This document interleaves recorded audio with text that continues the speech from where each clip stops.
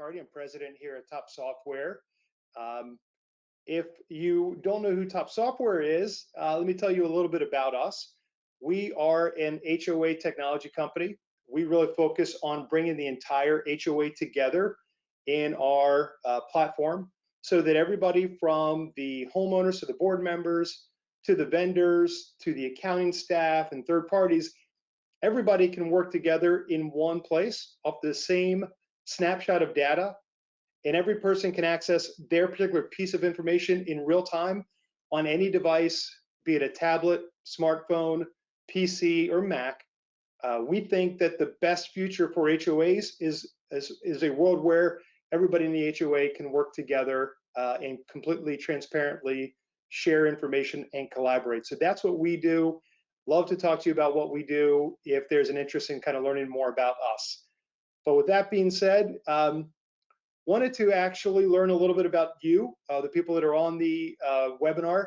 So Sandra, if you wouldn't mind, can we go ahead and put the first poll up, please? And we have 3 questions we just want to ask you guys real fast. Just kind of share with us a little bit about, here we go. First one, what product are you using today? If you're using a TOPS product, kind of let us know. If you're using something else, just mark other. Again, this is good for us to know so we have a sense of kind of where each one of you are today. I'll let this run for a couple of seconds.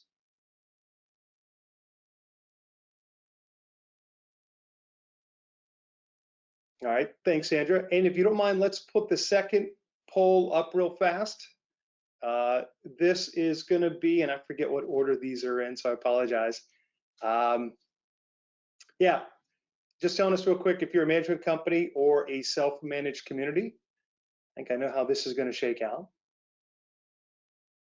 And it looks like about what I expected. And then lastly, coming out of 2020, want to understand a little bit what your priorities are. So if you wouldn't mind kind of sharing with us, oh, sorry, tell us how many homes you're managing. I apologize, I got my signals crossed. I gotta say I'm a little flustered because right as the webinar is starting, I've got 2 teenage daughters that are fighting. They're both calling me, trying to get me to sort it out for them. So kids, it's always the worst time.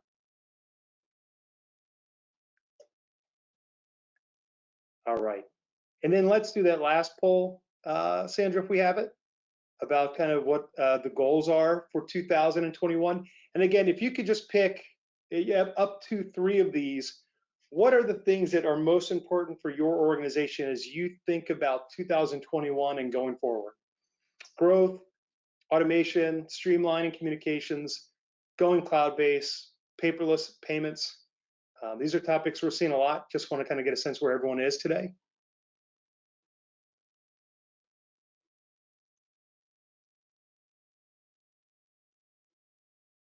All right, great.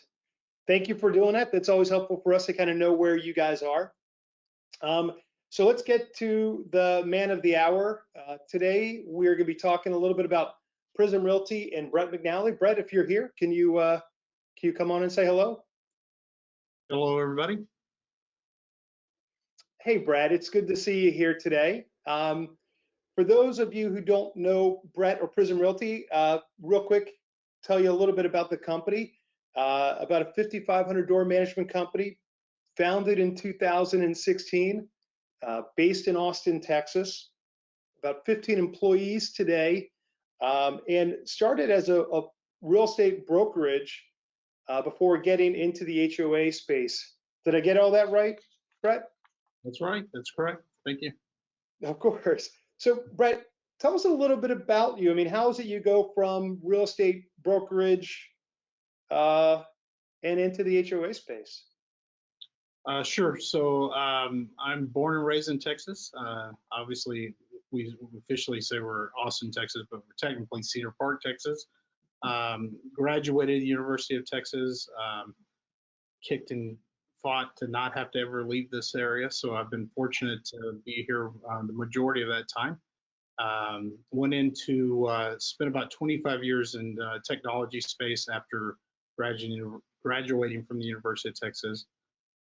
With companies like Novell, Compaq, and then ultimately ended my technology career with Dell. through that time, we had a great opportunity to learn a lot about cloud-based technology. Those things were evolving through that period, and obviously come from a very heavy technology-focused background. In 2014, the timing was right. I had an itch, I guess, to make a transition from out of the technology space and try something different. I had actually a friend who's a partner today in our company asked me if I would have interest in real estate. Joined up with my other two partners today, Michelle Eilers and Stu Stubbs. We formed off into a real estate brokerage company. We're focused heavily on buy, sell, as well as leasing properties during that period of time. And then we quickly migrated from there. Back in 2016 is when we kicked off the HOA management side of our business, and went from there. So that's a quick summary of kind of my background and history. Yeah. So I remember you saying too that before you got into HOA management, you were doing some single family property management too. That's correct. Yeah, we've that business, ranges 50 to 60 homes. Kind of ebb and flows throughout time, but we, in addition to doing buy and sell, we've been doing that since back in 2014. Managed single family as well from a property management standpoint. Correct.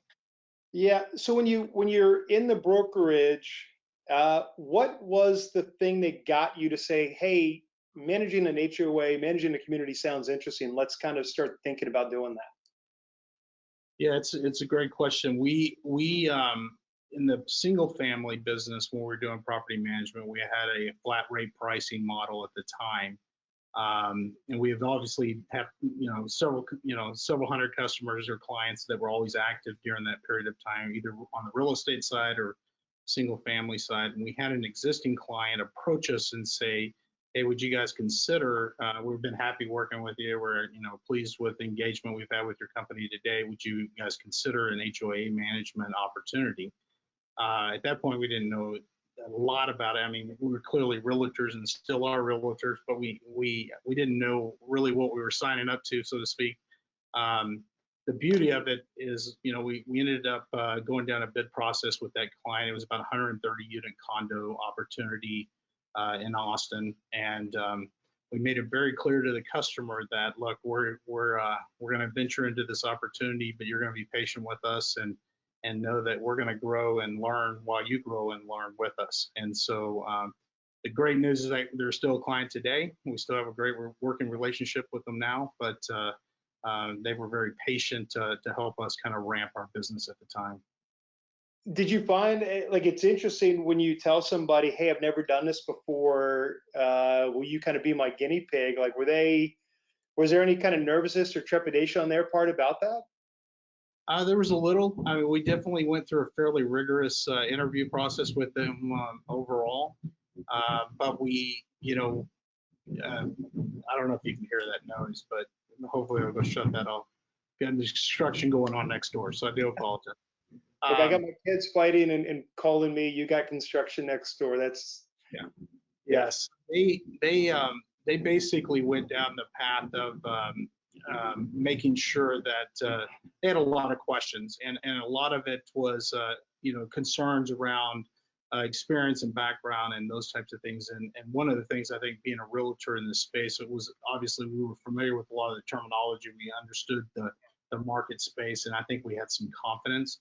But we did have to spend several meetings and engagements to kind of get them across that concern. But at the end of the day, it ultimately ended up being trust. And I think we told them, look, if it doesn't work, we're not going to hold you hostage to a contract that you can't get out of. So we made it very appealing to them to give them some flexibility to take a risk with us. Yeah. No, I think that's interesting to kind of go in there, and obviously you've got the business chops working like you did in technology for years, working in the real estate brokerage. I mean, you clearly knew the space, you knew kind of business. Kind of stepping into HOA, I'm always kind of curious kind of what draws people into HOA, because it's not something I think most kids grow up thinking, I'm going to be a community manager one day. Right. Yeah. So help me, let's talk about this a little bit. So you get the first client. How long was it before you got client number two, client number three, and so on? I would guess that it took us approximately number two was probably 60 days, 90 days, something like that. Okay. Uh, we spent quite a bit of time early on in the acquiring clients, our new business at the time. We had a process by which some of it was referral, so we would find opportunities and we would obviously get this client number one, if you will, board heavily involved in talking about us and how we served them and what their experience had been. But we also had an online presence that we spent a lot of time through, focused on lead sources, how to obtain and find those leads, and through that process, we're able to engage several customers. So I don't recall we launched in the November, December, I think of 16 timeframe. And if you roll forward a year, we were probably I do have the data, I just don't have it memorized, but we're probably in the 10 to 12 by year one.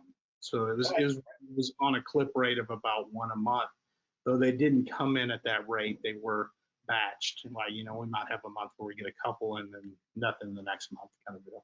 Sure, sure. I know that a lot of kind of companies struggle kind of getting to that 10 level, and that's kind of where today we're going to be talking about kind of going from 1 to 10 and then kind of 10 to 50. But early on, you also decided to invest in technology and you chose Tops One right out the gate. Can you help us understand, why that was important for you and why you ultimately settled on Tops One?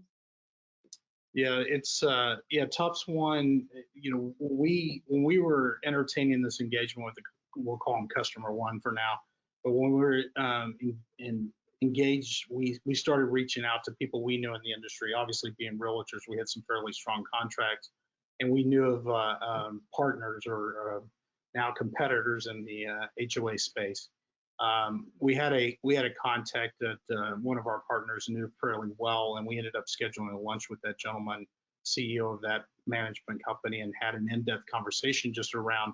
It was really to pick his brain around what tools work, should we do it, what are the gotchas, what do we need to be aware of, those types of questions. One of the big questions I had at the time was, how are we going to manage it? What's the tool? What is a platform that we're going to use to manage these HOA and the uniqueness, mainly accounting and violations, work orders, everything that comes along with that. At the time, he told us, well, it's pretty simple. I don't remember which platform he was on, but he said Tops is definitely the industry standard in the business today, and they've had a desktop version. But you won't be able to afford it. So I took a mental note and I went away and did some research and did a lot of online surveys, use some resources that were out there to try to, evaluate all the different options in the market. Tops One happened to be launching at that time.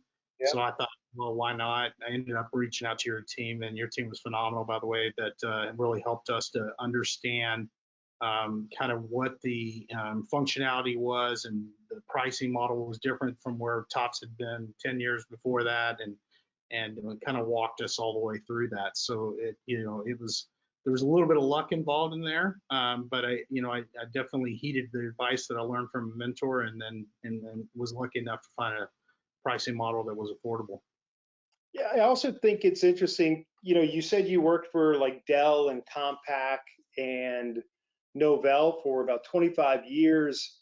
Like, when you think about coming into the space, like, was there any, in your mind, was there any thought to like, hey, maybe we can just kind of cobble something together, pen, paper, Excel, spreadsheets, things like that? No. I was dead set that ideally there wasn't going to be a single sheet of paper around, but that's not, unfortunately, a truth. It has to happen, and I get that. But so there was a start from the beginning of ensuring that all content, all material, all information, all the data, everything was not only digitized but also secure and readily available for access wherever we could, and that was kind of a requirement out of the gate. If it required us to go on paper, it was scratched pretty quick. Yeah. I think this industry still is very paper dependent. and I look at kind of as you see. Uh, but where we can kind of get away from paper, I think it's, it obviously is beneficial. I mean, it's faster, it's easier to find things. So yeah, we encourage people to try to be as paper free as possible. Let's do this. Let's kind of look at kind of your particular journey here, because I think this is really interesting to go from late 16, get that first client, to today, 5,000 doors, over 50 communities. You kind of said, that first year was kind of just one client at a time. It was kind of organic, but it was also some intentional. You know, that first group of clients, how much of that was kind of maybe even like banging on doors or finding ways to get leads? I mean, obviously when you're first starting out the gate, you don't have a Rolodex of referrals to point to. So how did you get those first 10 or 12 to say yes to you guys? Yeah, I think that the key thing was we through that same lunch meeting, one of the tips that I received at that time was a lead source that was an online lead source, and that lead source actually is kind of a pay-as-you-go model, but did provide search results for HOAs or boards that were searching for HOA management companies and opportunities, and that was probably one of our biggest drivers for opportunities, at least short term. As we continued to acquire clients, it expanded out. We started getting a little word of mouth as well as opportunities that we would find just organically, just being in the business at that point. But it was definitely one of those things that through the online presence, our website, we started making investments. Obviously, the tools, those things, they definitely help towards getting those up to 10 plus, through that period of time. And you talk about kind of the lead sourcing. I mean, I know working with a lot of management companies, so many of them kind of do get business through word of mouth, and obviously that is, reputation is everything in this industry. But when you and I were talking, and you talked about kind of managing leads, acquiring leads, coming from like a non-HOA background, working in Dell, working in Compact, do you think maybe like you kind of thought about this industry a little bit different than some of the others that are maybe kind of grow up in it a little bit more, maybe? Does that make sense, that question? Yeah, no, it does. I do think there is I think we're living in an ever changing world, and that's one thing, especially from a technology standpoint. When I take a look at it, I think technology continues to evolve, and it's a challenge to keep up with. There's no question about it. And so, but I think coming in with a perspective that says, look, how can we work smarter, not harder, and kind of change things.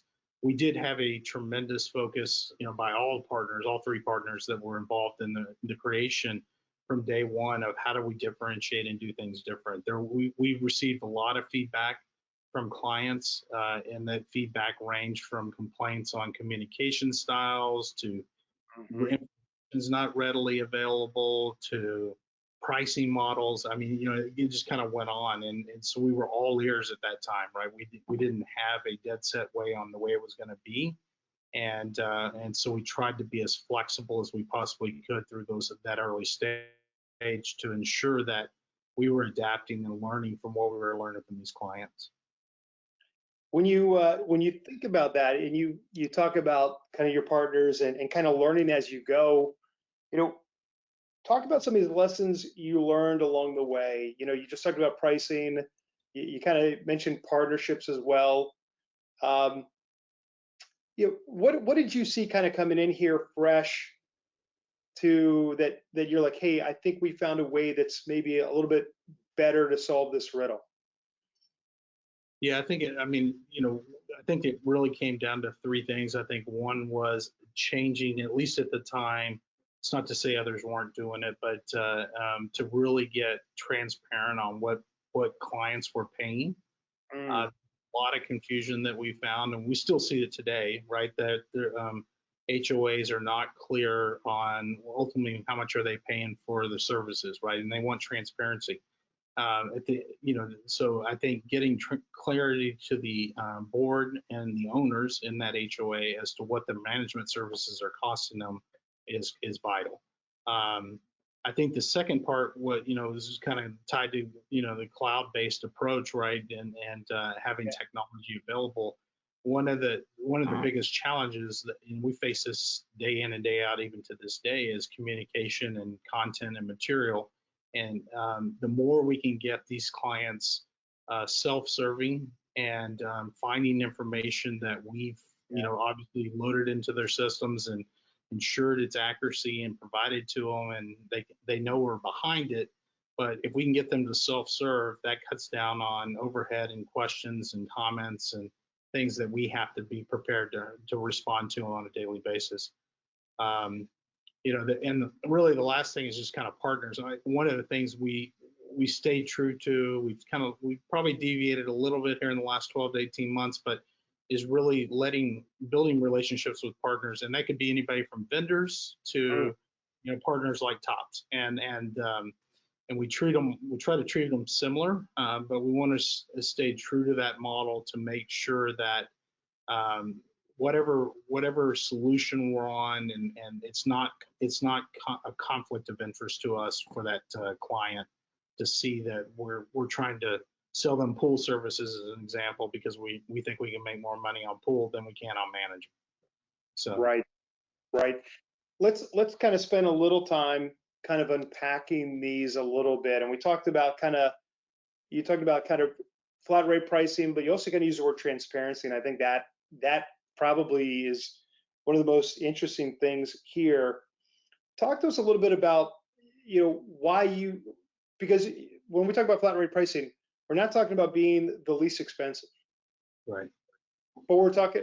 Can you talk about when you say this? What are you doing, and how do you think it's different than what else maybe they were used to seeing?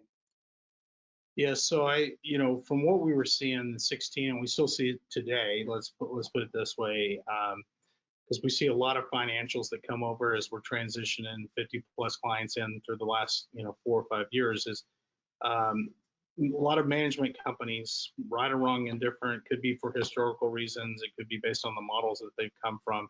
They were charging a management fee, base rate fee, whatever that amount is. And in addition to that, they would charge what we'd call a lot of overhead expense. And and the things I put into that bucket would be things like print, stamps, insurance opportunities, they might bill on that. If they do management contracts, RFPs, they might bill on management overrides, stuff like that. The challenge that we clearly heard from day one and still consistently hear today is that HOAs don't really know what they're paying. So what happens is each month they know money's going out, and they think they can see on an income statement that the management fee is whatever, but they have to go, I call it hide the hat or find the hat or whatever, right? They have to go hunting for all the rest of the expenses that float out to that HOA management company. So one of the things we wanted to do is set our pricing such that we weren't necessarily going for being the lowest cost in the industry. That wasn't our objective. We were trying to be competitive to ensure that our services were awarded appropriately, I guess, and at the same time give full transparency so that there was never a question in the client's mind what they paid Prism each month. And we've stayed true to that since day one. Yeah, no, I really like that, because again, I think we're living in a day and age of the consumer. Things are available online. You can get information at your fingertips long before you actually decide to make a transaction or make a purchasing decision. And I think that expectation's there, that they want to have everything kind of above board, and not saying anyone that does it otherwise is not above board, but like being hyper transparent about it, like that certainly is in line with how people think nowadays. Correct. Yep. Yeah. You also kind of talk a little bit about, and I want to make sure I'm not jumping ahead too quick. Let's see. Make sure I didn't. Yeah, okay, I'm at the right side. You talk about partnerships, and kind of what advice would you give to somebody that's maybe at that 10 community level, looking to get to 20, looking to get to 30, on how they should be thinking about partnerships? Yeah, it's a good question. I think that I think the first thing is I would spend a lot of time doing research for people that are in the industry. You'd be surprised what you learned as far as what works well, what doesn't work well. There's probably been somebody that's gone a certain path. With that, there's no question that we view partnerships as a way for us to control profitability within our company. Let's put it that way. The services are out there. Those partners want to get paid. Clearly, they're not doing business for free. But if you can find the right partnership that helps you offset a component of your business, and you don't necessarily have to solve that with your own investment in systems and your own investment in people, but you can partner properly, then it enables you to stay true to what we really do or what we're paid to do, which is service our clients. Mm-hmm. Uh, it's not necessarily the strength of our organization or our company to do a lot of the things. Banking's a great example, which is on the chart there. We're not bankers. We're not investment loan guys. That's not our business. But we have partnerships built up, so when those questions do arise, we know how to make that phone call. We know how to get their help with the answers they need, and it doesn't necessarily involve and put pressure on us to be a central point. The last thing I'll leave with it, just kind of as an example, I kind of jokingly with the teams here for Prism, I say, really as a management company, we really don't own anything. Really, at the end of the day, our job is to help facilitate relationships, and we take the client that has an issue, whether that's needing banking needs or insurance or whatever that is, and we help bridge them to a partner. And and that's really the way we try to approach partnerships, and we want to find the right partners that we're really comfortable with bringing to the table for that relationship. Yeah, look, I love that approach. I think sometimes, knowing what you're good at and knowing where to kind of draw that line and say, like, my expertise kind of ends here, and you really need somebody with that financial expertise, with that insurance expertise, with kind of whatever that service is, and being able to kind of just let a partner kind of fill that gap, not try to do it yourself. I think that's so prudent. And I think sometimes, we all in business, we fall into this trap, like, how hard could it be? I think I could probably do that. And then we find ourselves kind of getting over our skis and in a tough spot. Right. Exactly. Another thing you kind of talked about, and again, as you think about this, you really kind of made an effort early on for kind of being cloud-based. Where did you think that approach made the biggest impact for you guys as you were growing the business? I think early on it was profitability because a lot of what was, if we had gone paper and our data was not in the cloud, I think, we would have had to staff much quicker at a rate much quicker than would have probably kept us comfortable. We took pride from day one, and even to this day, of being, organic. We don't spend a lot of time. We don't have debt. We don't kind of invest ahead of what we believe is forthcoming, and so it's given us the opportunity to organically grow this business. And technology, wouldn't have been possible without it. Let's put it that way, because we would have had to invest in people faster, at a faster rate than we probably have. I'm sure, probably a member of my team's listening to this probably now and wondering why we're not going faster on people. But the reality is we always want to do it in a very concise, predictable fashion, so that we can stay true to those investments. And cloud-based was a key to that from day one. Having that information in the cloud and having those partners that could access and provide a component of it. I mean, as simple as if we could shift checks. I'll just give you a simple example to kind of bring it home. Is if I had to be in an office in Austin, Texas, day one, receiving 130 checks from the first client we ever received. As I was sitting there, and day one, I probably did do that. I can't recall completely. I probably was naive and said, hey, just ship them to our office in Cedar Park, right? And I real quickly learned, wait, that doesn't scale. So, you to a point now, you're 5,000 and you're getting these monthly and they're flowing through, and without banking partners and obviously tops where, we can ship into a bank and go into a lockbox system. We can download that overnight, shows up in the system, or they use online pay for Tops Pay or whatever, however they're paying. It keeps us from having to touch money. It reduces our risk. It improves our efficiency because we don't have to have somebody ripping all those envelopes open and finding the check. So that, just as an example, that I think that was something that was figured out probably within the first 3 hours, I would guess. So. It makes perfect sense. I mean, I think that two of the most essential partners for any client is going to be kind of who they're using on the back office for doing the day-to-day accounting and owner management, and then who they're banking with. Those two working well together can drive incredible efficiency for the client. Right. One of the things that you and I had talked about too was that, with your kind of cloud-based approach, with your focus on kind of partnerships, early on when you do presentations, you would leverage this strategy to kind of showcase like you were a different kind of management company. Could you talk about that too? Like maybe how you would pitch your services? Sure. Yeah, we tried to do a couple of things. I think one is simplify the communication with the sales engagement. So we focused, and you actually had them on the slide there earlier, which is we talk about flat rate pricing, we talk about partnerships, and we talk about cloud technology. And we tried to keep the conversation as simple as that. And then if they wanted to talk about work orders and CCRs and your GL accounts, we tried to tell them, sure, we can do that and we can spend this time having that conversation. But the reality is that a lot of people in this business can service that. Unless we want to spend time talking about something that would be unique and you would learn through our engagement.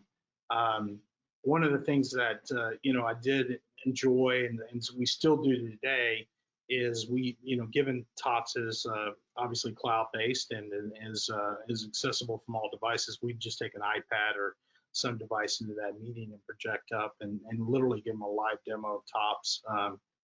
There's no question that we were winning business just based off that interface and that whole experience.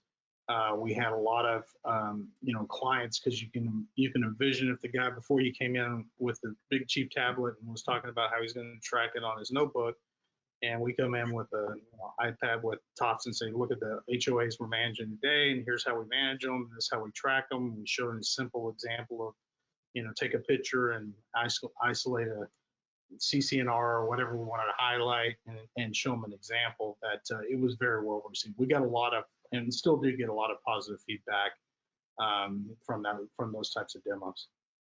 That's great. And again, I love that story. I think something I would recommend to everybody, if you're out there, and I know a lot of people do this, but if you're not today, showcasing kind of how you're going to kind of manage a client, like whether it's kind of what the owners will see, what the board will see, the tools you're using, it's a great opportunity to kind of let that back office shine a little bit, because that back office is where the kind of real magic is happening. And oftentimes maybe the client is unaware of kind of what goes on back there.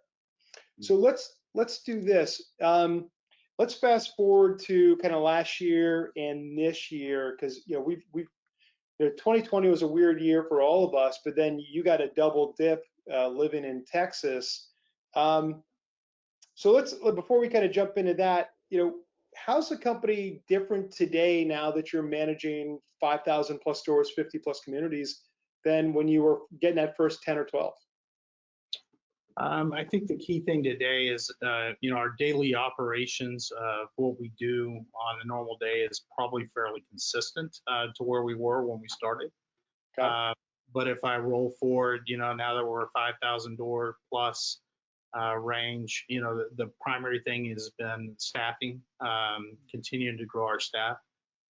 We spent a lot of time on, training, a lot of focus and activity around customer service.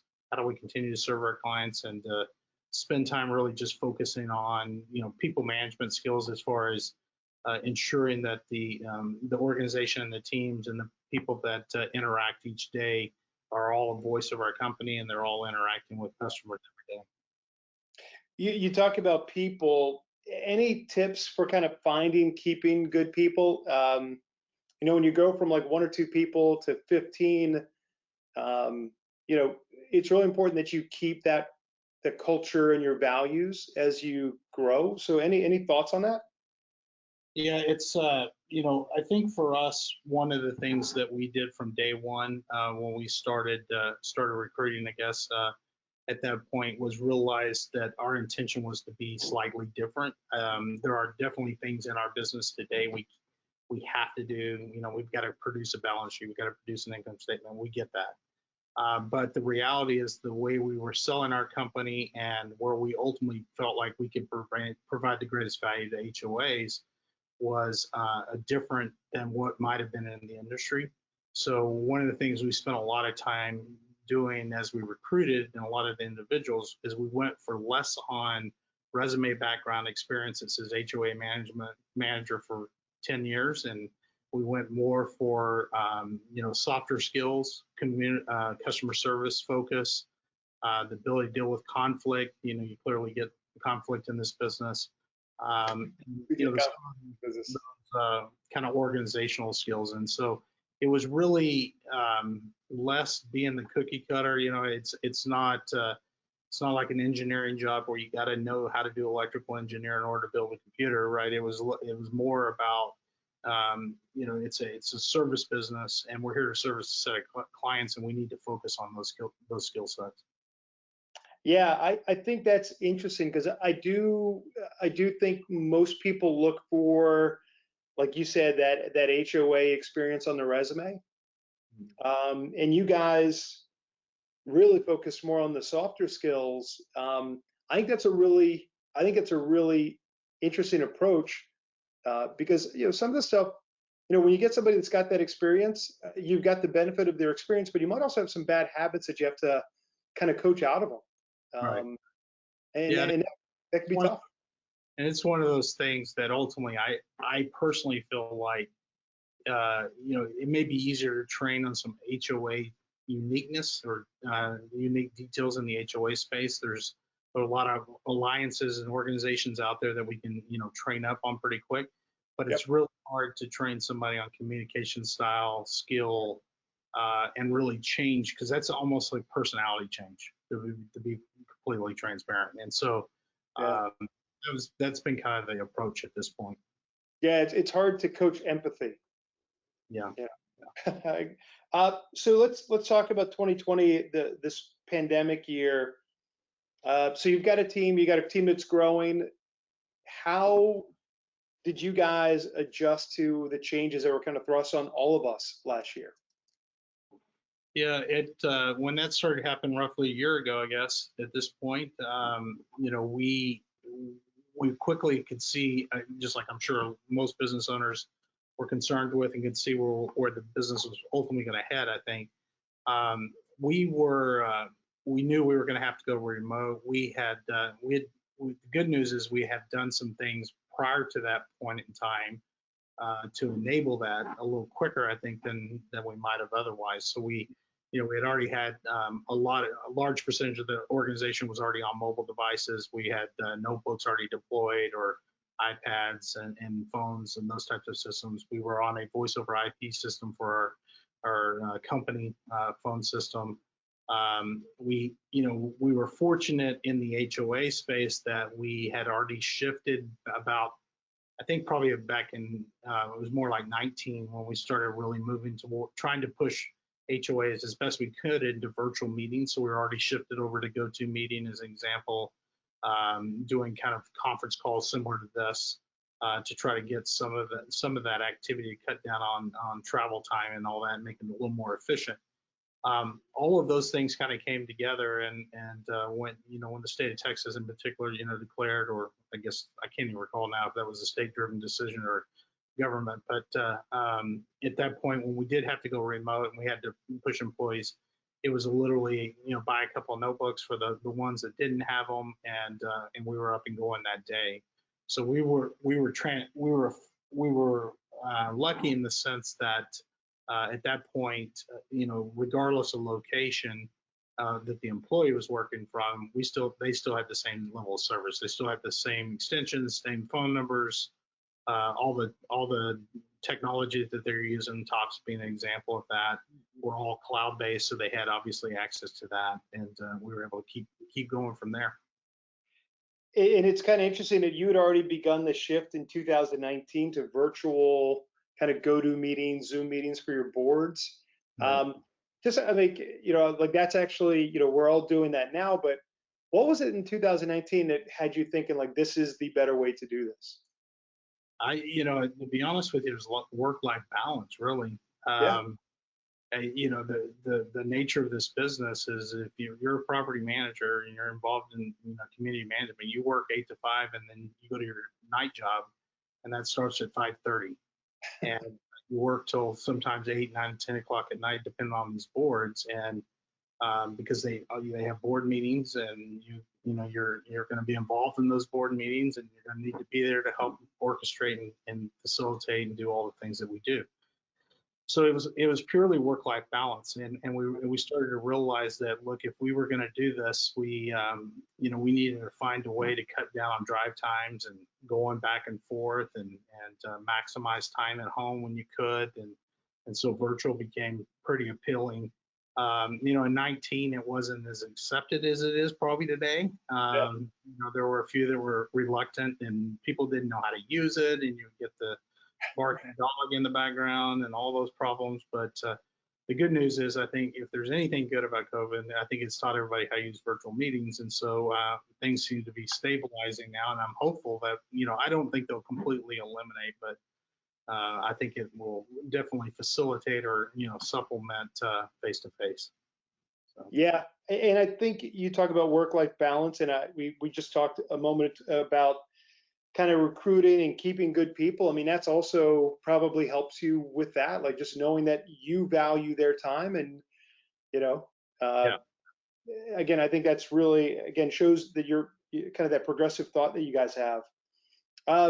So 2020, again, we all experience this pandemic, and we all kind of adjust. And then recently, Texas got hit by once in a century storms. How's it going, and how similar or different was responding to that for you guys versus kind of the COVID pandemic? The similarity, I think, was definitely the remote working, because the state, for the most part, shut down. I mean, we were losing power. We lost power in this office building, as an example.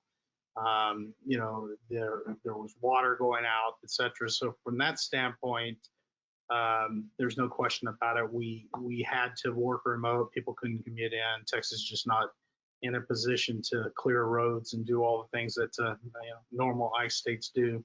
And so, the employees going to work remote was fairly straightforward because we had just come off that with COVID. And we'd actually come off it and gone back on and come off it several times to that COVID activity. So that was pretty straightforward. So when the storm started coming through and there was predictions of what was going to happen, we pretty much just went into lockdown mode at that point and pushed everybody remote. It was, when I think when the actual storm hit is when, the real work began, and we had to do things a lot different than we had historically done, for sure. Yeah.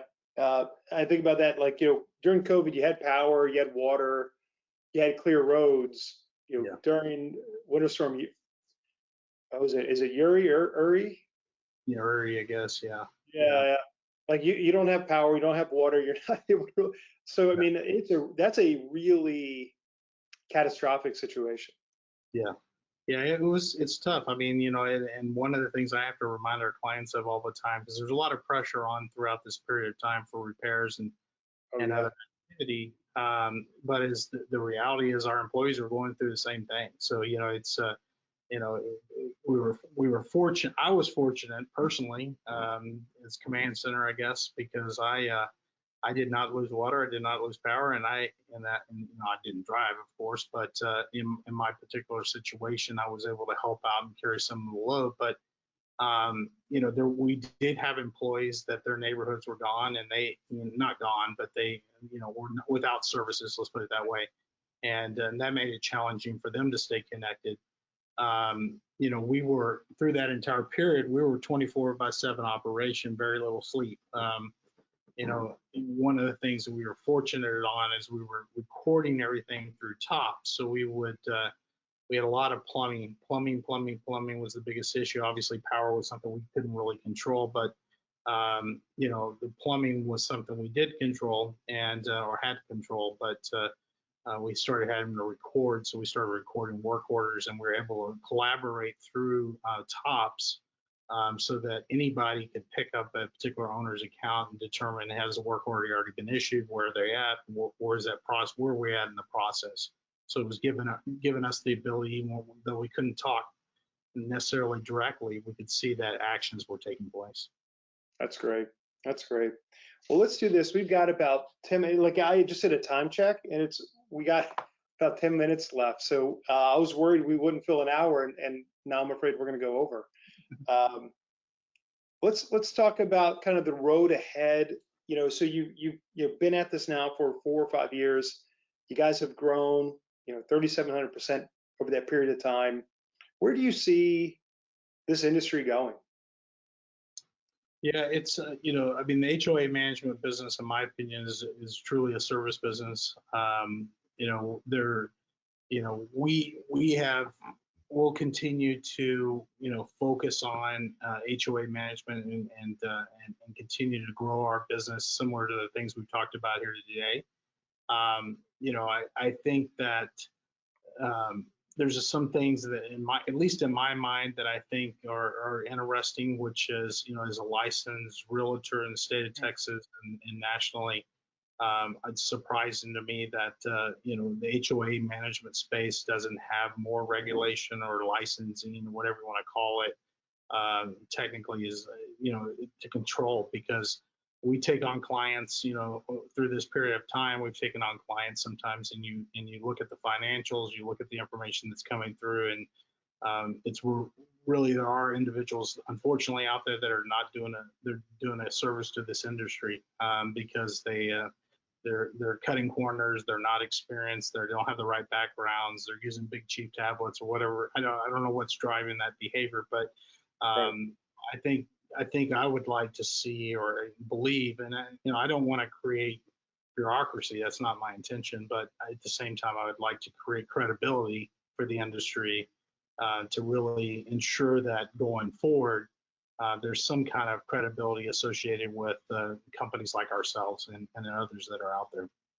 Yeah, I think about that, and again, I'm also the same way. Like I don't want bureaucracy for the sake of bureaucracy. But being able to know that community manager has some level of education and certification, because you're right, like a bad apple can kind of ruin the reputation for all of us, and community management provides a really valuable service, taking care of neighborhoods, people's primary investments. We should all be interested in kind of elevating that and protecting it. Right. Yep. Yeah. Quick question on us, like how can we be a better partner for you guys going forward? Is there anything that you would like to see us do differently? Yeah, I think that, it's a great question. We love Tops One. We obviously, like the engagement you guys have provided through the years, by the way, on partnerships. So you've taken a heavy hand in facilitating, building some of those partnership relationships. And that's definitely vital to us. But I think from my standpoint, Tops is in a unique position with multiple companies like ours, to help us facilitate kind of discussion or advisory board or something of that nature that would enable people to best share and learn. At the end of the day, I get that people have competitive advantage and they want to hold that close to their chest, but there's a lot of things that I think ultimately that could be shared, and as through just some trusting relationships through a trusted partner, I think that's an opportunity to kind of be the champion of that discussion and bring us to the table and see where it goes from there. But I think it can also help facilitate the platform and the software and those things as you learn things about. It's a good sounding board for technology and investments and ideas that you might have as well. Yeah, no, I love the idea. I love the idea of a round table or a forum or advisory board or something like that where we bring people together, not kind of to talk about software, but to talk about kind of the real issues that we're facing as a industry. Yeah. Yeah, I love that idea. So um, this is kind of our shameless plug. If it's okay, I'm going to skip this. But if you're interested again in Tops One, love to talk to you about it. We've got award-winning support too, which is again something we really are proud of. We've got a team of about 45 people internally just on our customer success side, full of people that have experience in the industry.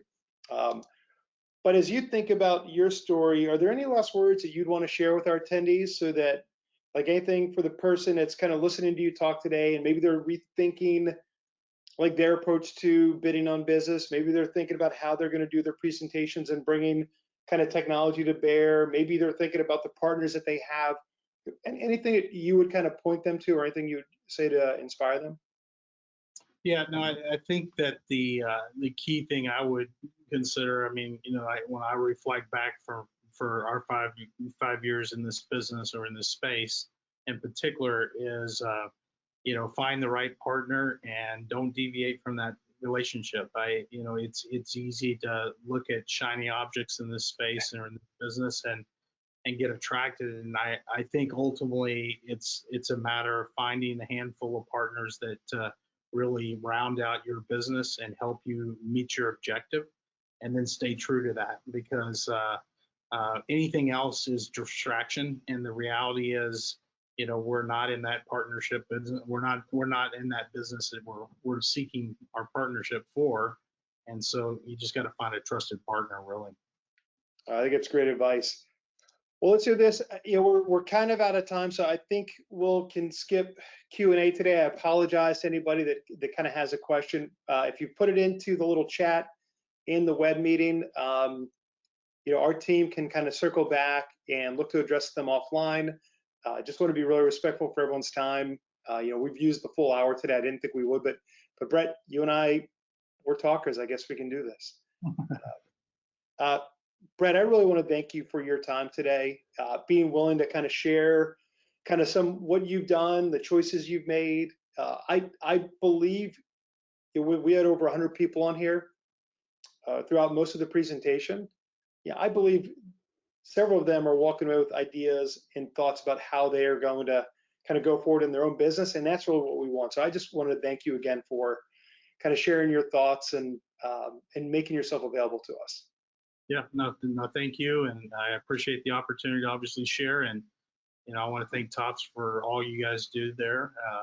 It's been phenomenal, and as I started off the presentation, I think from even day one, just the consultative feedback that we received, and suggestions and ideas, but for things that weren't even in your realm of possibility. How about that? They were just advice on the industry in general. We do appreciate that, and it continues today. And so thanks for that as well. You're welcome. You're welcome. And for everybody on the webinar today, we do have a webinar coming up again in about 2 weeks. I want to make sure you're invited to sit in on a webinar talking about how Snow Property Services has kind of grown their business, more than doubled their business, and in the process reduced their expenses by $200,000. Really an interesting look at kind of how you can be leveraging technology to continue to grow while keeping expenses in line or cutting them. So again, you'll get an invite to that by attending today. And we also have the case study, if you want to download it under handouts for the Prism Realty. I encourage you to read it. It is a great read. It's about 3 or 4 pages long. Talks all about kind of what Brett and his team did over the last several years. So please kind of grab that file before you leave today. If you didn't get it, we can always send it to you. Again, Brett, thank you. Tops team that helped set this up, thank you. Everybody that made time in their day, thank you as well. Look forward to seeing everybody on the next webinar in a couple of weeks. And again, if anyone is interested in learning more about Tops, happy to help you with that also. So thank you guys. I will see everybody later. Bye. Thank you. Thanks, Brett. Thank you.